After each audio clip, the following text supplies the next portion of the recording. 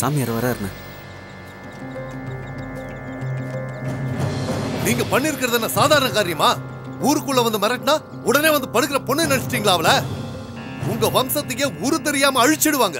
2000 கோடி சொத்து இருக்கிறவன் விரதம் இருந்து வீட்டுக்குள்ள போயிருக்கான். இப்ப என்ன பண்ணணும் சொல்லுங்க? அண்ணியா வேற அடிச்சிட்டாங்க. நான் சொல்றபடி கேட்டீங்கன்னா ஒரு வழி இருக்கு. முதல்ல உங்க துணி எல்லாத்தையும் மாத்திட்டு வாங்க. எம்எல்ஏ ஆகணும்னு ஆசை இருந்தா மட்டும் போதாது, கட்டுப்பாடு வேணும். கழுகு பார்வை இருக்கணும் அந்த வீட்டு மேல. லட்சக்கணக்கில் பணம் செலவு பண்றதுனாலயோ ஆள் பலத்தை காட்டுறதுனாலயோ எதுவும் கிடைச்சிடாது. பொறுமையா இருக்கணும். முதல்ல இந்த ஊர் கலாச்சாரத்துக்கு வாங்க.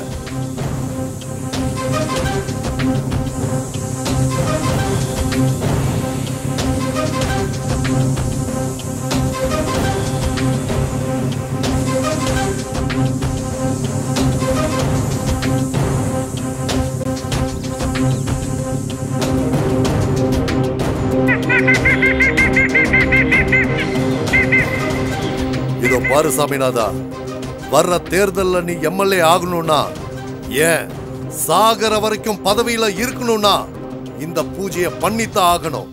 அதுக்கு நீ நான் சொல்ற வரைக்கும் ஆளுங்களை பொறுமையா இருக்க சொல்லு.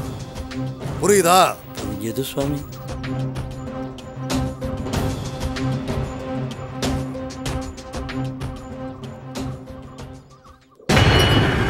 கோட்டி, இந்த பொண்ணுங்க யாருன்னு எவனுக்கோ தெரிஞ்சிருக்கு. வீட்டு வேலைக்காரனை கொன்னு இருக்காங்க.